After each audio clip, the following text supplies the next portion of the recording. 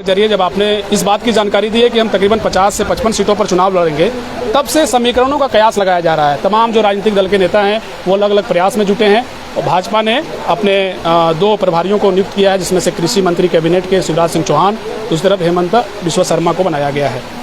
अब वो स्ट्रेटेजी तैयार कर रहे हैं कि भाई कहाँ से क्या होना है, लेकिन आपने जो इतना बड़ा खाका तैयार किया है कि भाई 55 सीटों से चुनाव लड़ेंगे, इसका क्या रोड मैप है?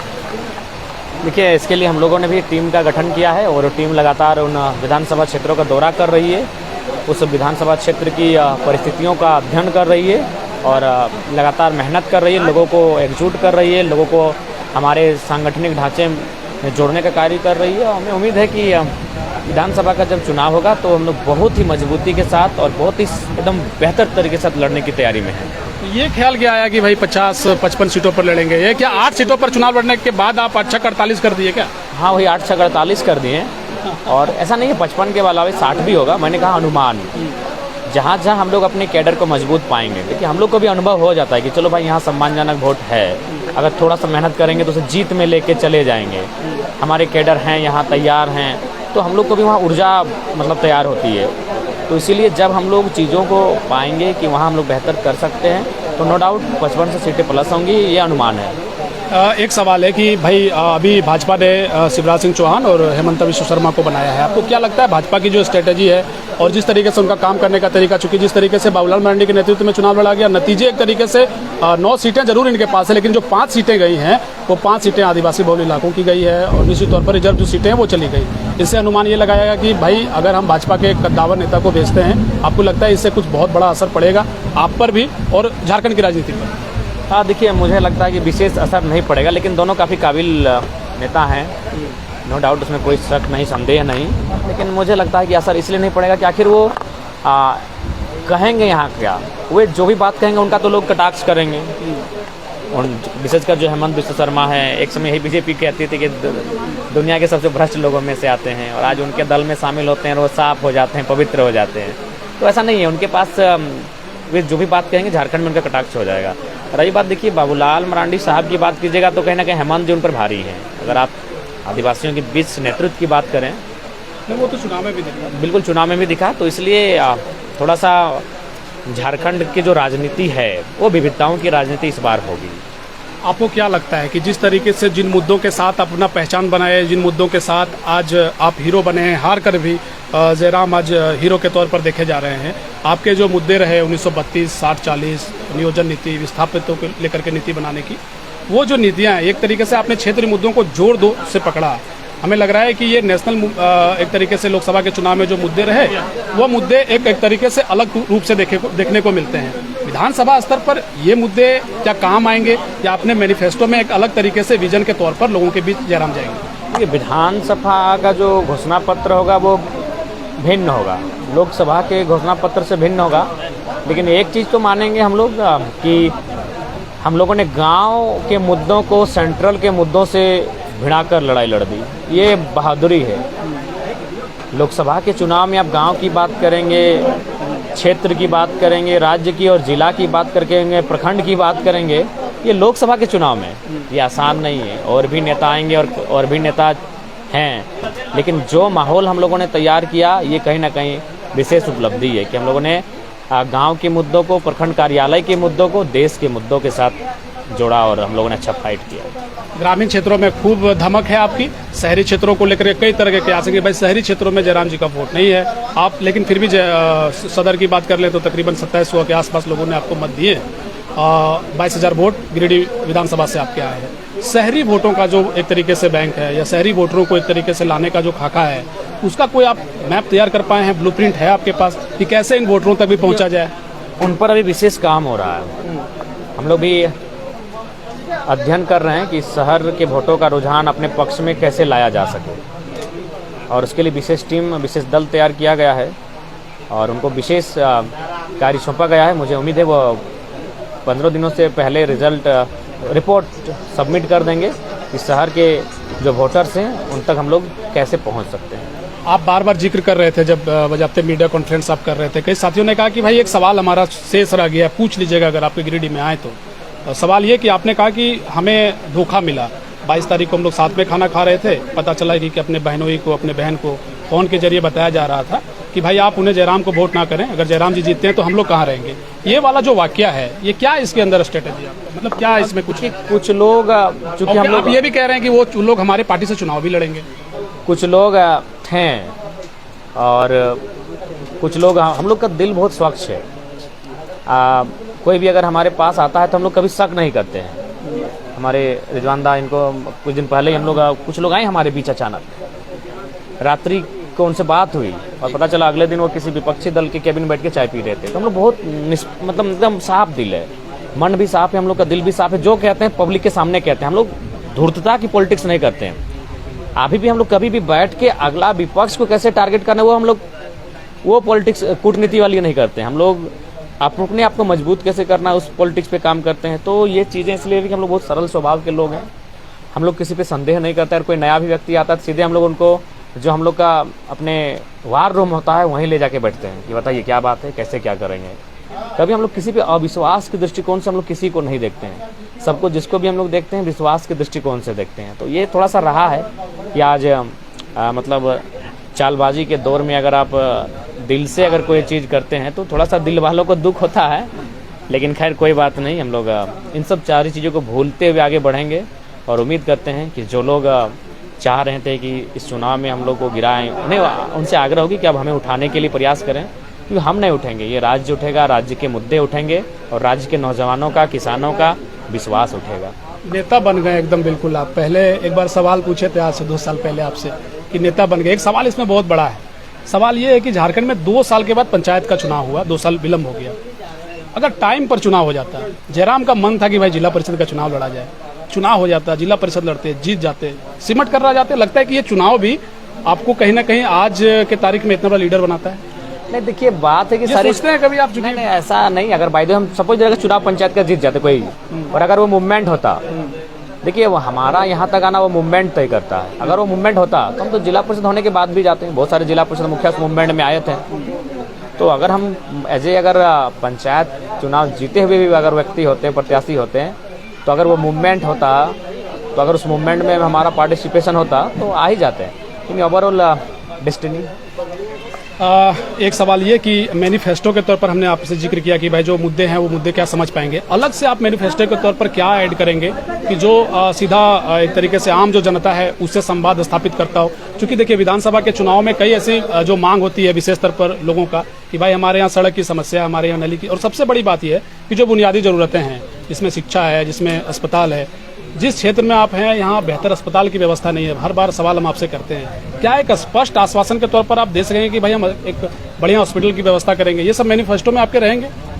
बिल्कुल, हम लोग प्रमंडल वाइज इन सब बातों को रखेंगे, क्योंकि अभी जिला वाइज आप इन पर देखना होगा, लेकिन प्रमंडल वाइज हम लोग एक बेहतर अस्पताल की तलाश में रहेंगे। कल हम गए थे Shaheed Nirmal Mahato memorial college and hospital गए हुए थे। बड़ी दृश्य वहाँ बड़ा अचंभा दृश्य था। तो इसलिए अस्पताल की जो व्यवस्था है नो डाउट लचर है। अगर हमारे जनप्रतिनिधि उन विषयों पर ध्यान देते तो ये स्थिति नहीं होती। वे अपना झोली भरने में व्यस्त है और देख ही रहे हैं वेतन उनका बढ़ रहा है। तो हाँ, हम लोग विधानसभा वाला भी वेतन आप रिटर्न करेंगे? रिटर्न छोड़िए, अगर हम लोग विधानसभा में आ जाते हैं तो राज्य सरकार का एक अधिकार होता है, जो राज्य के जो वेतन और भत्ते होते हैं, चाहे वो मंत्रियों की बात कीजिए, मुख्यमंत्री की बात कीजिए, राज्य के विधायकों की बात कीजिए, विधान परिषदों की बात कीजिए, स्पीकर की बात कीजिए, डिप्टी स्पीकर की बात कीजिए, उनका जो वेतन है वो राज्य सरकार का देय है। तो हम चाहेंगे अगर हम लोग आते हैं तो अपनी शक्तियों का सदुपयोग करेंगे, और जो अभी लगभग 3 लाख के आसपास इनका सारा मैंने जोड़ जाड़ के 3 लाख के आसपास एक विधायक का सैलरी बैठ रहा है, तो उसको हम लोग कम करेंगे, कटौती करेंगे, उसको 1 लाख से नीचे लेके आएंगे। 50,000 से 1 लाख के बीच होगा। 2 लाख एक विधायक से बचेगा। कौन से सीट से जयराम लड़ेंगे, सबकी नजरें इसी पर है। कहा गया कि भाई डुमरी लड़ सकते हैं। डुमरी में कहा जा रहा है कि घमासान हो सकता है। कई लोगों के आकलन है कि डुमरी हो सकता है आपके लिए माइनस हो जाए, आपके लिए मांडू सही है, आपके लिए गोमिया सही है। अब आप फिर से सस्पेंस करिएगा और 2 शब्द में बोल के निकल जाइएगा, ऐसा हमारे दर्शक बिल्कुल नहीं चाहते हैं।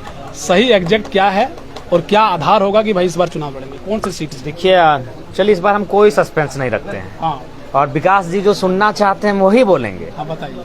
तो हम चाहेंगे कि विकास जी 2 से 3 दिन का समय निकालें, हाँ, और वो जो भी हमारे क्षेत्र हैं उनका एक सर्वे तैयार करें।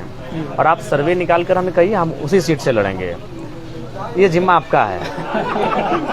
ये आप घुमा रहे हैं, लेकिन फिर भी मन तो है ना, दिल तो है ना कि भाई हम जुमरा से लड़ेंगे, या फिर जुमरा पहाड़ से, या पारसनाथ की तराई से लड़ेंगे जयराम जी। मांग तो हर जगह है भाई, आपका तो सब गिरिडीह में भी हो रहा है, में हो सकता है, नहीं आपका तो कहीं दिल होगा ना।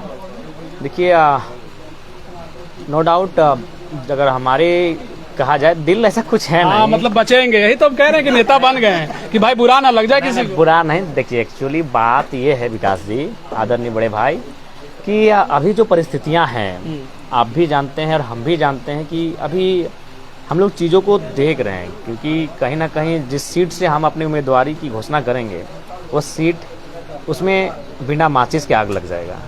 तो हम लोग चाहते हैं कि अभी इतना जल्दी आग ना लगे, बिल्कुल अभी माहौल को शांत रहने दिया जाए। बारिश का मौसम है, किसानों को खेती बाड़ी करने का अवसर दिया जाए। ये शांत मौसम है, शीतल मौसम है, जल की धारा सन सन सन सन हवा चलने वाला मौसम है, जल की धारा, नदियों की धारा का बहने का मौसम है, तो उन्हें बहने दिया जाए। जब किसानों का खेती बाड़ी समाप्त हो जाएगा, जब वो खेतों अपने कंप्लीट कर लेंगे, उसके बाद उस तापमान में वृद्धि किया जाएगा, उस तापमान को तेज किया जाएगा और ये तय किया जाएगा कि कहाँ से विधानसभा का चुनाव लड़ेंगे। एक बात है कि जैसे कि अब जब हम लोगों से आपको देख रहे हैं, जब आप गिरिडीह जा रहे हैं, अपने क्षेत्र में जा रहे हैं, तो हम देख रहे हैं कि कई लोग हैं जो आपके पास आ रहे हैं, आवेदन लेकर के आ रहे हैं कि भाई हमारी ये समस्या है, हमारी ये समस्या है। बजाते हम देख रहे थे कि टेलीफोनिक माध्यम से आप कई थाना प्रभारियों को कॉल लगा रहे हैं, डीएसपी को कॉल लगा रहे हैं। तो ये जो है, हारने के बाद भी लोग आपको एक नेता ही मान रहे हैं कि भाई सांसद जिससे हम बात करवा रहे हैं। तो ये जो एक तरीके से सिलसिला है लोगों का मिलने का, हमको लग रहा है लगातार बहुत ज्यादा है। इसको कैसे टेकअप कर रहे हैं, कैसे हैंडल कर रहे हैं इसको? हाँ, ये आसान नहीं है, लेकिन देखिए सबसे पहली बात है कि मैं राज्य की जनता को भी एक संदेश दूंगा कि अब वो समय आ गया है कि ऐसे नेताओं को राजनीति से बाहर कीजिए जो मतलब एक पूर्वाग्रह से ग्रसित होकर राजनीति करते हैं, जो एक बायस्ड कैरेक्टर से पॉलिटिक्स करते हैं। मैं आपको 2-3 नेताओं का नाम लिए बिना बताना चाहूँगा। लोकसभा के बाद कहीं ट्रांसफार्मर खराब हुआ था, तो वहाँ के लोगों ने, चूँकि अब सिटिंग MP MLA तो वही लोग हैं, हम लोग तो रहे नहीं, तो उन्होंने सिटिंग MP MLA को फ़ोन किया। उन्होंने स्पष्ट कहा कि तुम्हारे बूथ से हमको वोट नहीं मिला है। तो ये डर्टी पॉलिटिक्स, ये डर्टी माइंड की पॉलिटिक्स नहीं करना चाहिए, इतनी गंदी पॉलिटिक्स नहीं होना चाहिए।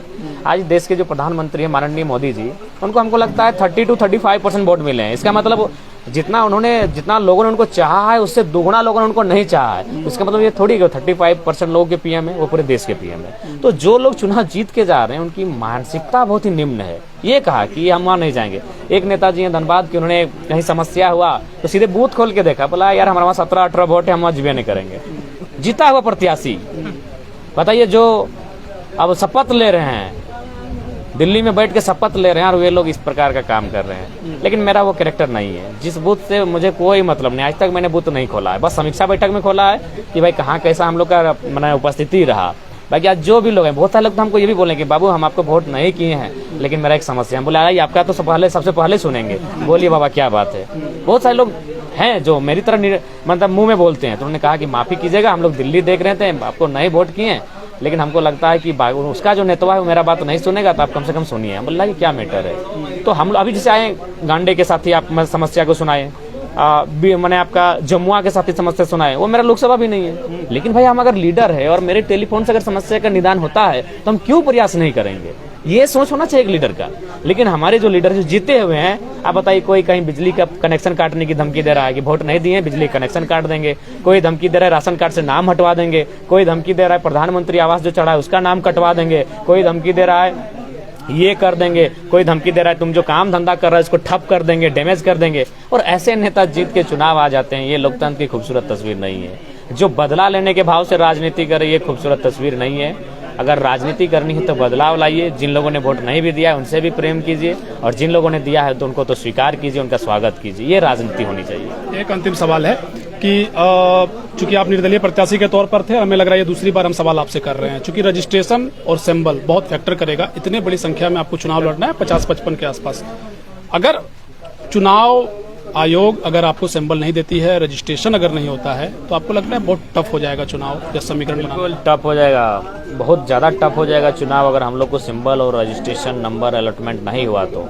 इसलिए टफ हो जाएगा कि मान के चलिए विधानसभा के चुनाव में प्रत्याशियों की संख्या भी ज़्यादा होगी, 20, 22, 24, 25, 30 भी हो सकता है। तो हम लोग को अगर 29वां नंबर, किसी को 28वां नंबर मिला तो बहुत समस्या हुई। उतना छोड़ी, जो मेरा नंबर 12 था ना, वहाँ समस्याएं हुई। हमको लगता है ज़्यादा नहीं तो कम से कम तो और 1000-2000 वोट आ सकते थे, सिर्फ नंबर 12 होने के कारण। क्योंकि जो गांव की वृद्ध महिलाएं हैं, जो वृद्ध बुजुर्ग व्यक्ति हैं, वो जाके खड़ा होकर चेक कर रहे हैं। तब तक पीछे से आवाज आई कि लेट हो रहा है, लेट हो रहा है। तो गांव के लोग थोड़ा सा जानते हैं, अफसर के नाम से ही उनको लगता है वे जो अफसर बैठे हैं अंदर में वो अब DCSP के लेवल के हैं। तो उनमें एगो थोड़ा सा माइंड में एगो है कि भाई आप अफसर लोग बोल रहे हैं, प्रिजाइडिंग ऑफिसर बोल रहे हैं, तो वे तुरंत फिर बिना कुछ सवाल जवाब किए जहां सके दबाएं और निकल गए। तो ये चीजें ये प्रोसेस कहाँ तक आपकी टीम में क्या काम किया जाए? जुलाई के महीने में ये सारी प्रक्रियाएं हो जाएगी। एक सवाल एक मीडिया कर्मी ने भी किया था, हम भी सोच रहे हैं कि कर ही लें आपसे। दिल्ली जाते हैं, वही वाला बात है कि भाई दिल्ली जाने का, एक तो इस बार अभी आप गए थे 2 कार्यक्रम में आप शरीक हुए, एक तस्वीर वायरल हुई, खूब पूछा गया अंबा प्रसाद जी के साथ का। तो इसमें एक सवाल निकल कर आया कि भाई ठीक है, पहले यही बता दीजिए कि भाई दिल्ली आप जाते हैं, कुछ अंदर खाने अलग तरीके का बातचीत नहीं, हर बार पार्टी का रजिस्ट्रेशन के सिलसिले में ही दिल्ली जाए हैं। जब भी गए हैं तो अपनी पार्टी को लेकर ही दिल्ली गए कि क्या प्रोसेस है, स्टेटस क्या है। शादी विवाह का ख्याल हुआ है? नहीं, अभी तक तो नहीं है। बहुत देर से सीरियस सवाल कर रहे थे, तो आपको लग रहा है दर्शक बड़ा गंभीर रूप सुन रहे होंगे, थोड़ा पूछ लेते हैं कि अभी ख्याल नहीं है। नहीं, आपके बाद सोचेंगे। नहीं, सबसे पहले आपका कराना जरूरी है ना। आप जब करेंगे, जब विकास जी का विकास होगा तो हम लोग भी पीछे पीछे देखेंगे। अच्छा, एक सवाल अंतिम रह गया फिर से। आपने कहा कि जितना दूर मेरा बूथ होगा उससे ठीक आप नाप लीजिएगा, उसके आधा किलोमीटर या मैंने 5, 10, 20 कदम पर हम लाइब्रेरी बनाएंगे।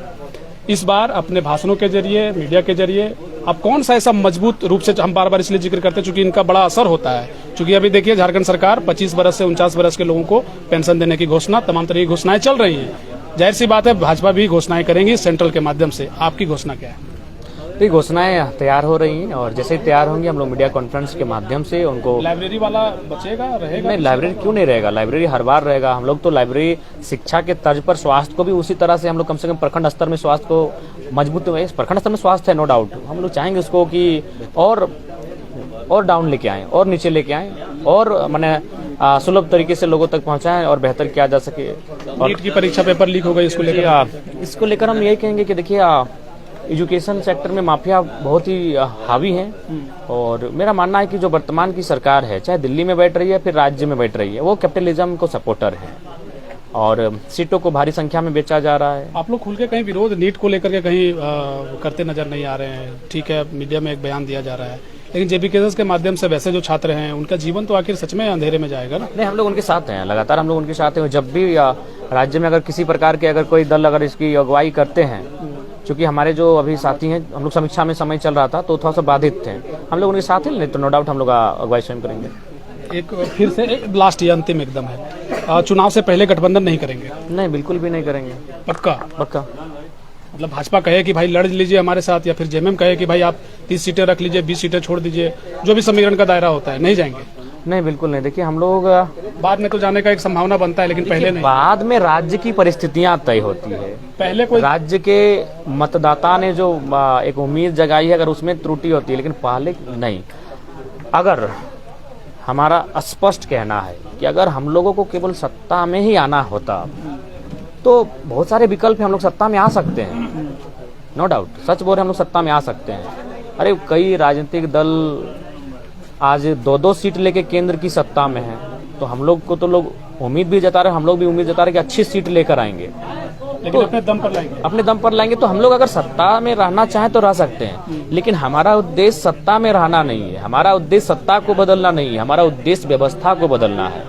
और व्यवस्था परिवर्तन की लड़ाई मामूली नहीं है, व्यवस्था परिवर्तन की लड़ाई आसान नहीं है, क्योंकि आप उस व्यवस्था से टकराएंगे जिस व्यवस्था में ऐसे लोग बैठे हैं जिनका जो रात्र का छवि है वो दानवों के समान है। दिन में वो बहुत उजाले, दिन के उजाले में वो सज्जन की भांति अपने आप को प्रस्तुत करते हैं, लेकिन जैसे ही रात्रि की बेला आती है वो दानवी रूप धारण कर लेते हैं और उनकी गतिविधियां एकदम पिशाच के रूप में होती हैं। तो उन लोगों से हमारा जब सामना होगा उनके रात्रि के व्यवहार वाले रूप से, तो आसान नहीं होगा कि उस व्यवस्था को अब चैलेंज करें, लेकिन हम लोग लगेंगे। एक जन सुराज के प्रशांत किशोर है, उन्होंने कहा कि भाई बहुत अच्छी बात उन्होंने कही कि अगर नीतीश कुमार जी को मोदी जी का समर्थन करना था तो कह देते ना कि पूरे बिहार के जिले में एक फैक्ट्रियां लगे, नौकरी की व्यवस्था सुदृढ़ करो, उसके बाद हम आपको समर्थन देते हैं। जयराम महतो अगर मान के चलिए आप अगर ऐसी सीट लेकर के आते हैं, सत्ता की चाबी जयराम के पास हो, तो समर्थन किन शर्तों के साथ किया जा सकेगा? जो राज्य की समस्याएं हैं, जो राज्य की मूलभूत समस्या, हमें लगता है कि